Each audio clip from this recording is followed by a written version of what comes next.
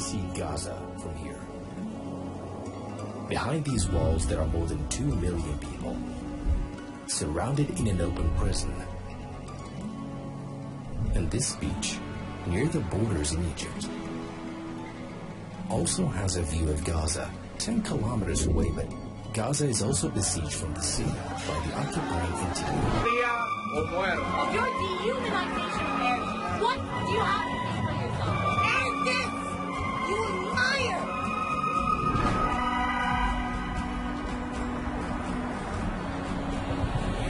The road to Gaza. I arrived in Cairo on day 10 of the attacks on Gaza. And from Cairo's airport, we drove straight to Rafah crossing, where the world's eyes were awaiting the passing of some humanitarian aids to Gaza Strip. The Israeli entity have deprived of electricity, water, gas, food, fuel, and medicine. And it bombed it, and it's still bombing it. Thousands of tons of different types of explosives that together equal 2 Hiroshima nuclear bombs. They wiped out buildings, plants, and humans, killing and injuring thousands of women and children in a savage display rarely seen in history, with support from countries stand with Israel, pretending being civilized and promoting human rights. And it turns out that humans in their dictionary are animals in the form of humans that deserve to be exterminated rather than being alive. The war crime! 7 years of occupation! Behind these walls, we have 2 million people. We will not get out of it, even if a second Nakba happens. We're still alive, till now. To get to Rafah crossing, we had to drive through the whole Sinai Peninsula. And we were stopped at tens of checkpoints for inspection. There's the crossing. We have arrived. Can you imagine that 2 million people are in prison there? 2 million people under the bombing. It's the first time I see barriers this high. What is this strange place? This is the Egyptian Rafah crossing. The other side is the Palestinian crossing. They're exactly 300 meters apart. 300 meters? Exactly, then it will be in Gaza Strip. So can you pass if you want to? No, it's not possible now. The crossing is closed since the beginning of the war. From this side or the other? From both sides. The other is controlled by Israel? Yes, Israel controls it. They are bombing. Every time they say it will open at 9, then they close it. They close, yeah. They're just bombing that area to scare us as aid workers, to tell us that if you cross that and try to deliver aid, we will bomb you as well. This is murder. This is murder. This is genocide. This is ethnic cleansing. Wiping out an entire nation, it's a textbook genocide. Do you see these tents? Can you see where we're sleeping tonight? And these walls are behind us. Thank God we have electricity, water, and everything. But 2 steps from here, no electricity, no water, no food, in addition to airstrikes. Something nobody can imagine. I really can't imagine it. Oh God. Oh Allah. It's a genocide over there. Palestine! Palestine! Palestine! Palestine! It's like this all night long. The sound of bombing. They bombed hospitals and schools. They left nothing behind. A 14-day siege. Land, air, and sea. The first medical aids entering. There's more than 150 trucks not allowed to enter. Only 2 trucks will enter. They've just bombed the crossing in front of us. They did it to warn the 2 trucks not to enter. They closed the gates and they are not opening them again.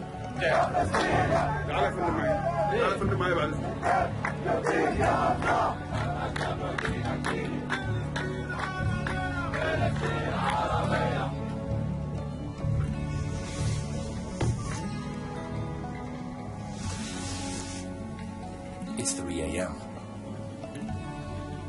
And every now and then, you hear an explosion, and the ground shakes here, and we're outside. Oh Allah. Oh Allah.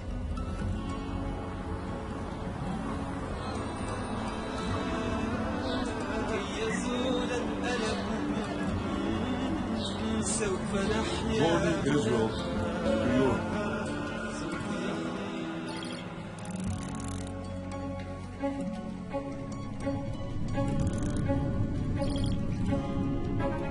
Gaza was under the Ottoman rule in 1917.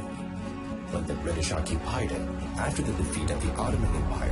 After Lord Allenby conquered the Holy Land in 1917, the Jews were promised a national home in Palestine by Britain's Earl of Balfour. And it stayed under the British mandate until 1948, when the British left. And the Zionist gangs turned into what is called today Israel. Afterwards, these gangs committed massacres against the Palestinian people in Palestinian cities and villages, and about 300,000 Palestinians were displaced who fled to Gaza Strip. Egypt then managed the Strip until 1949. The Zionist entity then occupied it in 1967, with Sinai, the West Bank, and Golan, which sparked the first Intifada against the Zionist occupation in 1987. And Hamas was established in the same year. The Islamic resistance movement. The occupying Israel then withdrew gradually from the Strip in 1993. Based on the Oslo Accords, it returned some sectors to the Palestinian Authority, including Rafah Crossing. And the occupation had to completely withdraw from Gaza and dismantle the settlements in 2005, pressured by the resistance. In 2006, the first ever Palestinian elections were held, which saw a big win for Hamas, a win that led to conflict between the authorities' main party, Fatah, against Hamas. In 2007, the conflict resulted in expelling the main authority from Gaza, and Hamas took over the whole Strip. Since that day, the occupying Israel imposed a total siege over Gaza Strip from land, sea, and air. And they attacked the Strip more than 5 times, 2008, 2009, 2012, 2014, 2018, 2019 and 2021, killing and injuring tens of thousands of civilians, women and children, under false pretexts. It reinforced the siege on Gaza people and horrifically tortured the people of Gaza with all the non-humanitarian means. Why do we deserve this? What did we do to this? I'm just pissed. The Egyptian authorities scheduled movements in Rafah Crossing on the Egyptian side, entering and exiting to enter Egyptian lands or coming from them, in variable times depending on the conditions. And the whole world, the UN and Arab countries, calling Israel to lift the siege on Gaza and apply the two-state solution that's internationally recognized, and warning them about the consequences of continuing on the same path taken by the successive Israeli governments, among which is the extremist, most violent one, the current government. Until came October the 7th, 2023.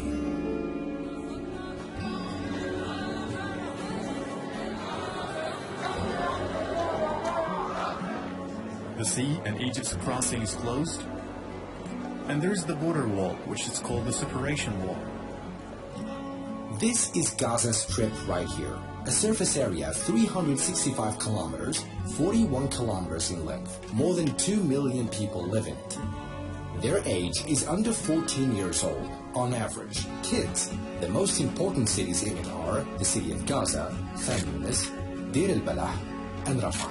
In Gaza Strip, there are 8 refugee camps for Palestinians who were displaced in 1948 in the catastrophe day. Representing most people in Gaza, the main camps are Jabalia, Ashatab, and Nusayrat.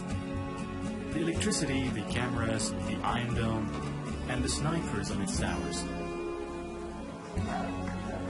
This is my sister. She had a wedding? Her wedding, yes. When? Her wedding should have been on October 19th. Her husband is stuck in Cairo. So the bride is inside? Yes, she is. She couldn't get out because of the crossing's closure. It didn't open.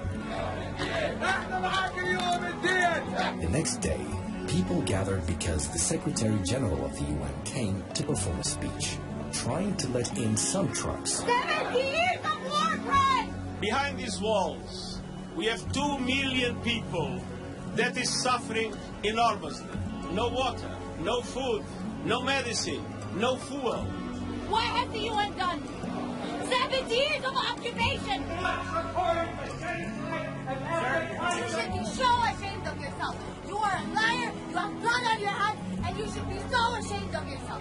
And now we are watching an occupation, and we are watching the result of your of your misrepresentation of Arabs, of your dehumanization of Arabs. What do you have to say for yourself? He is the same person who said, after seeing the situation, that the attack of Hamas was not unprovoked. It is important to also recognize the attacks by Hamas did not happen in a vacuum. They have seen their land steadily devoured by settlements, plagued by violence. In Deir Yassin, 1948, Jewish extremists massacred nearly 200 Arab villagers, including children. Their economy stifled, their people displaced, and their homes demolished. It is called a Nakba, catastrophe, in Arabic. Close to Rafah crossing, there's a city called Sheikh Zayed. From its beach, you can see the steadfast buildings of Gaza. Only a few steps 20 kilometers from here, there's Gaza. You can even see the buildings from here. Gaza, it didn't only happen this year. They've been besieged for many years. Can you imagine that they can't cross this sea? More than 3 kilometers? The health system has completely collapsed there. With many trucks parked outside, waiting for weeks, while Gaza's health system is destroyed. The Zionist entity, however, only let in 20 trucks a day and forbade entrance of gas or diesel, for which hospitals are in great need. In these moments while we're recording, every now and then we hear the bombing, now in Gaza. Gaza is being bombed right now, as we speak. At least 100 trucks a day may suffice Gaza. Someone's hand and leg are amputated. We would just give him body bags for his mother and father and sister.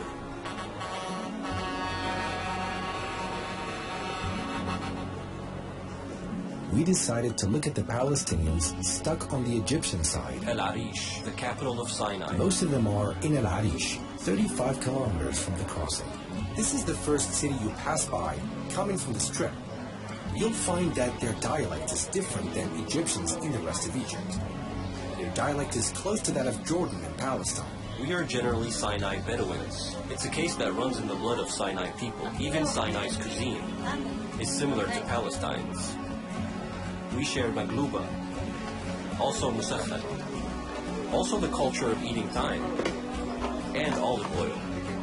This is coffee from Gaza? Yes. The people of Sinai and all of Egyptian supports the people of Gaza. Welcome to Al Arish. Welcome to Al Arish. Welcome to Al Arish. There's a family stuck here. Where do you live in Gaza? I live in Khan Yunis. Is your family there now? Of course, my family, my children and grandchildren. I hope they're okay.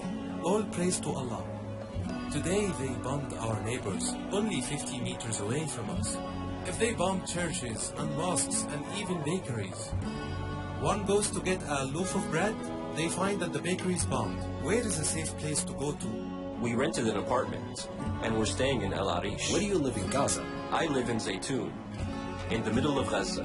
Was it affected? It's all wiped out. No country can receive you? No. We can't get out of Egypt. But why the Ukrainians during the war can go elsewhere? All countries are open to foreigners. Palestinians are besieged. Gaza is only 40 kilometers wide. All of your relatives are there now? All of our family. Our children. Do you check up on them? Yes, every day. My sons are all there.